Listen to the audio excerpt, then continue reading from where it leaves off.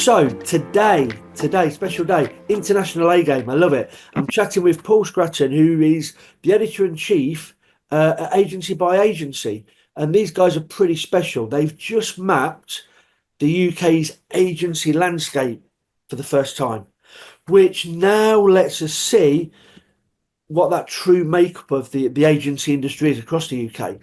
So I was really excited to see this data. The first time I saw this was at an Agency Hackers event a couple of months ago. Paul, was it? February, I think it was. Yeah, and I saw one of your guys present this data, and straight away I was like, right, I need to get these guys on an A game so we can give this out to our clients and people we speak to. So based on that, Paul, mapping the UK agency scene, based in Germany, sat there in your home, what made you say one day, do you know what? I need to map the UK agency scene. What led you to that? Well, to be fair, the inspiration came from a little bit closer to probably where most of the listeners and viewers are based, because this was actually born out of the work of two of our co-founders, Tom Salmon, who you heard speaking at their Yeah. Agency Hackers event, and Kim Somerville. Um, Both of them based in Leeds, and both have been in the past in various roles, but have both been managing directors of agencies. Both of them based in Leeds, and working as then also consultants, agency side. And they had basically came to the conclusion that one of the biggest problems that they had as agency leaders was a lack of, not a lack of data in general, but a lack of comprehensive data, mainly as a way of just checking out how are we actually doing? Are certain trends that we're observing within our agencies, are they being felt by others in the sector, or is it specific to us? And it was out of that they brought on board our data partners, the Data City, and then myself and our other co-founders who are working in different aspects of the company. And we started basically then to map the sector for the first time. Okay.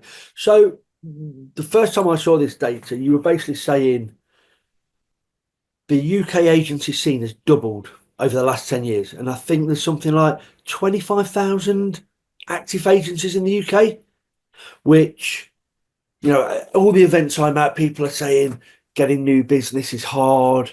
And when you look at, 25,000 agencies, there's a lot of competition out there. These stats stagger me. There's like 265,000 people working in the creative sector. It's got a 35 billion turnover industry. So you've started mapping this. What were the real problems you were hoping to solve by getting this data?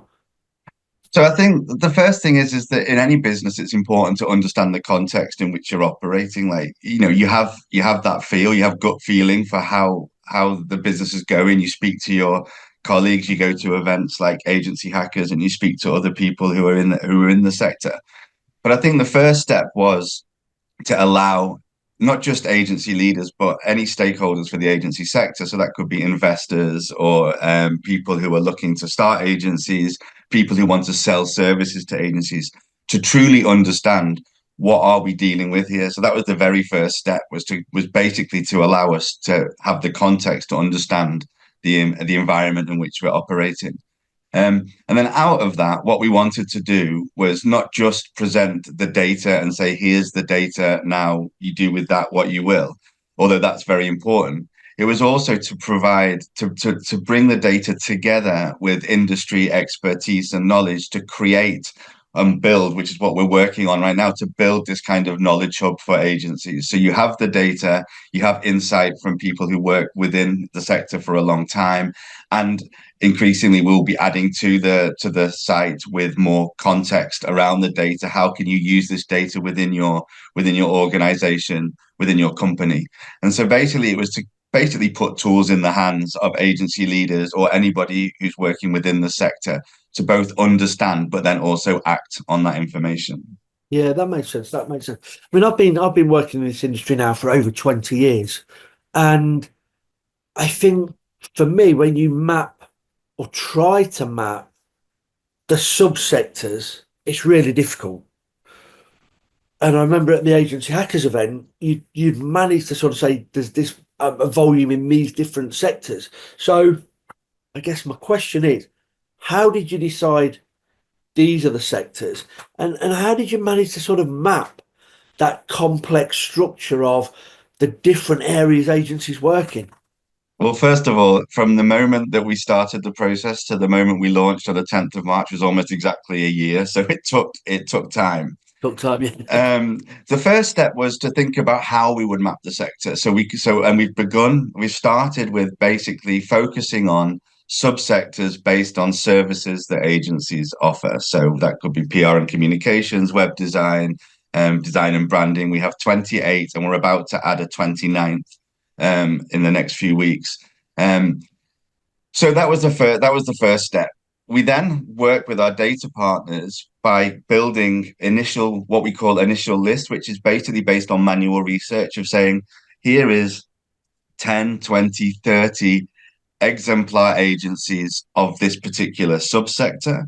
And then the Data City, our data partners, their machine learning tool then starts to search out of its database of 5 million UK companies other companies that they think fits that training set. And then we check, we refine, we say this is a very good example. We take agencies out that don't fit for that subsector. And so it's literally the machine learning plus the human intervention, backwards and forwards until we feel like we've got a very clean list that says, yes, these 8,000 agencies, for example, are in website UX UI design. These 300 agencies are in behavior change, and that's how we do it. And that's why, I didn't want to interrupt you when you were talking, but I'm always very careful not to say there are 25,000 active agencies. There are 25,000 agencies that we have mapped. There might be more, and that's Could be more, as right? and as Okay. we refine our list, and with each update every 3 months, we're discovering new agencies and indeed new subsectors. I think it's the subsectors that for me is really interesting because back in the day, you'd have full service, integrated. 20 years ago, I'm not sure digital even existed. Maybe it was just starting to come on there. So to have now like there's 28, 29 subsections of agencies is quite amazing, really. Across those subsets, is there any big trends? Is there any things that you're seeing from that data you're collating? Things that you can share on here that would help agency leaders or people thinking, how do I differentiate what I do? How do I make my proposition different? Is there anything coming out of that data that you can share on here today, Paul? Well, I think first of all, like the way that you were talking about it before, is the data bears out, I think, the feelings that a lot of people are having about the sector. It's incredibly competitive. Um, that it is difficult, but it's increasingly important that within that competitive environment, that agencies do differentiate themselves. Now, this sort of ties a little bit to how we map it, because a lot of our mapping is based on kind of agency proposition, how agencies talk about themselves. What type of agency are they? What kind of specialisms? What kind of services do they offer? Now, within that, our data shows, like as you said, an almost doubling of agencies over the last 10 years, but a slowdown in the creation of new agencies since 2019, which probably reflects the climate, and an overall growth rate across the sector as a whole of about 7%, 7.3%. Now, what's important here is, well, the sector is so broad and so diverse that a number like that does not give anything particularly useful for for an individual agency to work off. So we then look at the subsectors, and we can look at, okay, within this incredibly competitive argument, where are the gaps? Where are maybe the possibility to kind of find that growth? So I just had to look up before we came on today just to double check. And so, for example, within our growth data, we divide the agencies up into five agency types: growing fast, growing stable, shrinking, or shrinking fast. And then we can look across the different subsectors to see which cohorts are performing in which ways. So, for example, the most stable subsectors that are showing the kind of they're not shrinking, but they're not growing fast. It's got the highest proportion of stable agencies are design and branding and copywriting, so more in like the kind of creative and content side of things. Shrinking, brand strategy, translation and localization, they have the highest proportion of shrinking agencies. Now, is that and then the kind of the lessons out of that will depend on basically maybe each individual subsector will have different factors that are shaping those trends. And then the two that we identified first to have the highest proportion of growing or growing fast agencies are conversion and influencer, which probably speaks to, you know, the changing climate of advertising and how people are marketing.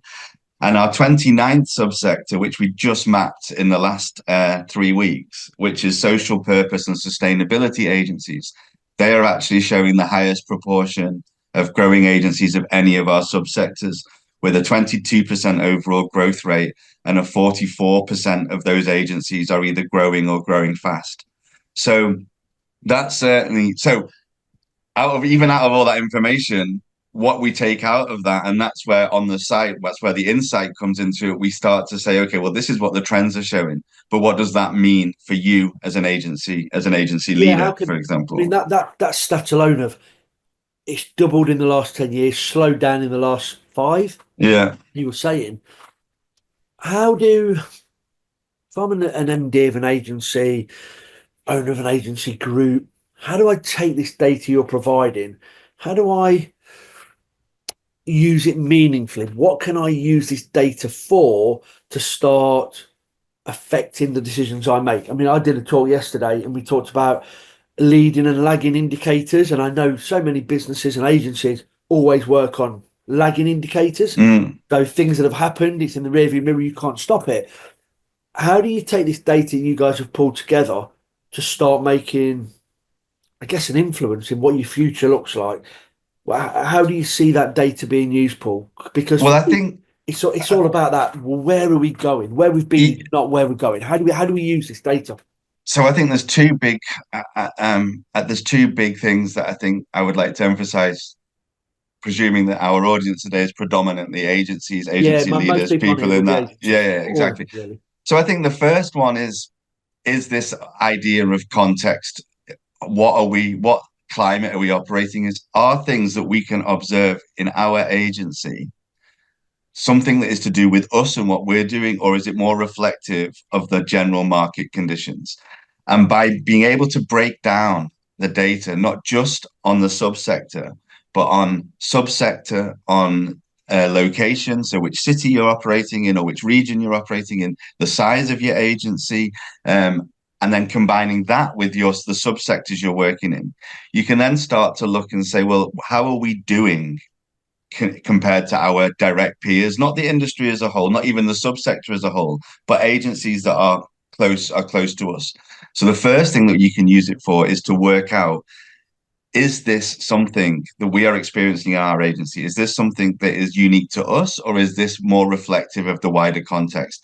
And if it's not reflective of the wider context, then it might require action to say, okay, why are our peers, for example, doing better than we are?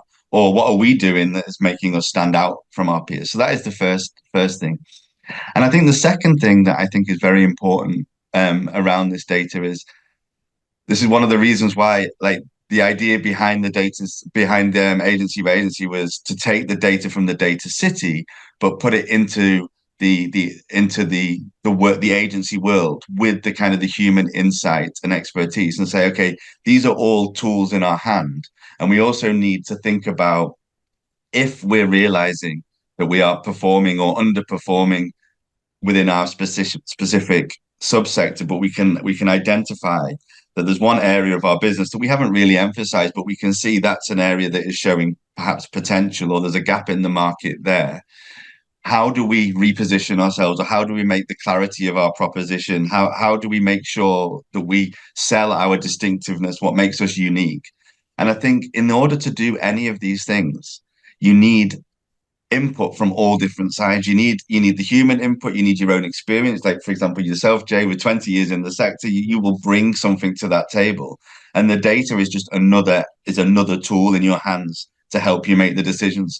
So none of these things are ever a magic bullet. It's not like you get one agency advisor can come in and can fix everything, or you get one bit of data and you can fix everything.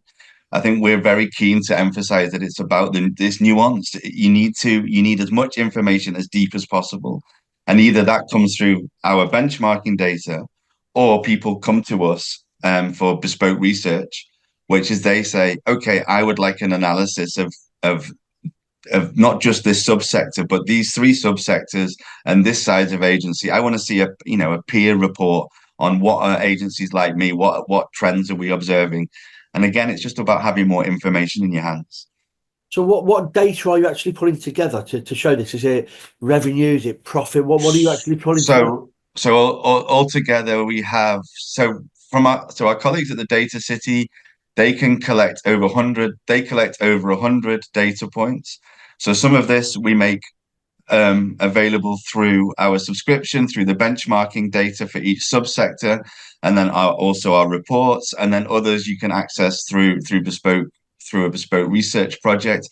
But it is everything from financials such as net assets, profit after tax, turnover per head, gross value added per head. We have data on things like women led, women founded, women directors, so we can observe trends there across the different subsectors. And we have recruitment data, so which jobs are being advertised in which subsectors, where the trends are happening, for example, in jobs and recruitment.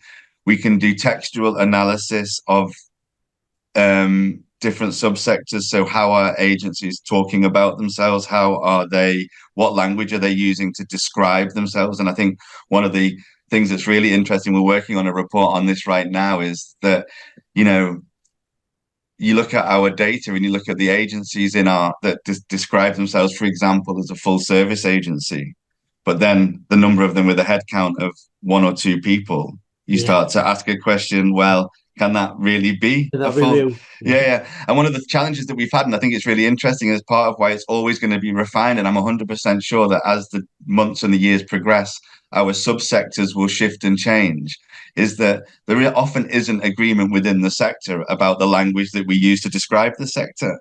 And that's one of the things that we're actually quite interested in exploring, is sort of generally helping the sector, define terms. What do we mean by this or that? And I think that's something that's really, really important and really interesting.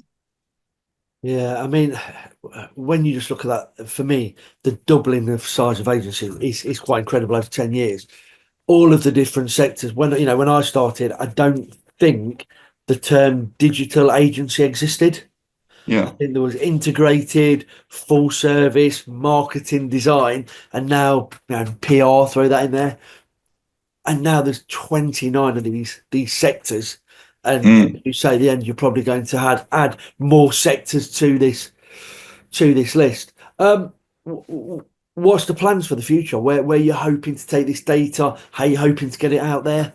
So the way it works is like I said, we have kind of two core offers. One is a subscription offer, and that gives you access to two industry reports a year, um, a minimum of six special reports. We just did one on independent agencies. We're about to publish one on social purpose and sustainability. Our growth report is coming in May. We're doing a report on boutique agencies, which is everything from kind of nano 1 to 2 person agencies to small and lifestyle agencies. We're going to start doing city spotlights. I think the first one's going to be on Newcastle. So that's kind of the subscription offer. And then alongside that, we're launching next week what we're calling the Agency Toolkit, which is a series of articles with downloadable resources for agencies, some of which will be related to specific data and specific data points, and some of it will be broader than that. The first articles are around clarifying agency ambition, with a series of downloadable worksheets and toolkit that you can use then to bring that kind of process into your own agency. So the idea is to basically develop for the subscribers this kind of knowledge hub, which is bringing together the data, but also actionable insight and resources that people can use within their own agencies. And then if there's specific questions that people have around specific topics, that they feel is not covered by the information that's in the subscription, that's where our bespoke research service comes in, and every subscriber gets a discount on any bespoke research that we would then do. Okay. I guess the number I'm really interested in, I think most people on this call will fit into this category. 25,000 could be more. Okay. How many agencies are there between 1.5 million and 10 million? All right. Well, you have to bear with me 1 second because I don't have that off the top of my head, but I can tell you very quickly. See, I love that. So the number of agencies, the number of agencies over a million comes to, with a turnover of over a million, comes to just under 10% of the total, I would say. So that's the other thing that our data is showing, that for example, the number of agencies is a large number of nano and small, Yeah. micro and small agencies. When you look at the employees numbers, for example, when you're in the data, you see that the number of agencies that are holding the bulk of those jobs is a much smaller number. Let me just double check one thing. So, for example, agencies with a turnovers of over a million accounts for somewhere around 2/3 of all agency employees. So that 10% of agencies are holding roughly 66% of all employees. So once again, those headline numbers, this is another good example of, you take the headline number, but what does that mean for an individual agency leader who's sitting there with an agency with a turnover of a couple of £1 million? It's not that there's 25,000 other agencies like them. And they're the kind of things that you can really delve into once you're in the system. Down to the detail. Yeah, I mean, I've always thought there's probably over between 1 and 10 million. I think there's about 10,000 agencies in the UK, which your data is sort of supported. So, and the interesting question is going to be like, okay, if you're basing it on revenues or turnover, then that's one way of measuring. What's interesting is how our data is going to have to adapt to changing understandings of how we model agency size.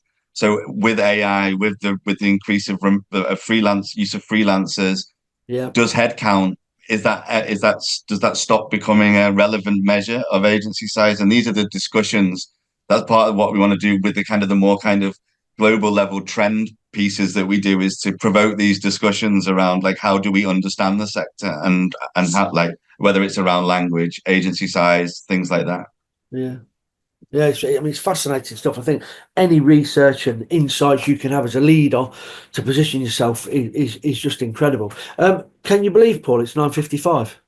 Well, no, but yeah, it goes fast. It does go fast. So before we finish, we always ask our guests to one bit of advice. You know, if you was going to give one bit of takeaway here for the agencies that are on here today, what would that be? What would you say? This is what you should consider. What would be your sage advice here? I think out of mapping the sector and telling stories of the sector, which is kind of my job as the editor-in-chief, I would say clarity of proposition is that, like, what are you for? What do you do? And then as an extension of that, where are you going? I think I get the feeling that in this time, which is a difficult time within the sector, I think understanding who you are, what you're for, and where you're going is probably the most important step. And I think any tools that you can have to your disposal to help you do that are invaluable. Yeah. Yeah, I agree. We had an agency lunch a couple of weeks ago. And we had Tony Wolford on from Green Square, and he said acquirers just look at what's your proposition. That's a big thing for them. What do you actually stand for? So yeah, if you can get this data and help that shape, that's got to be a good thing.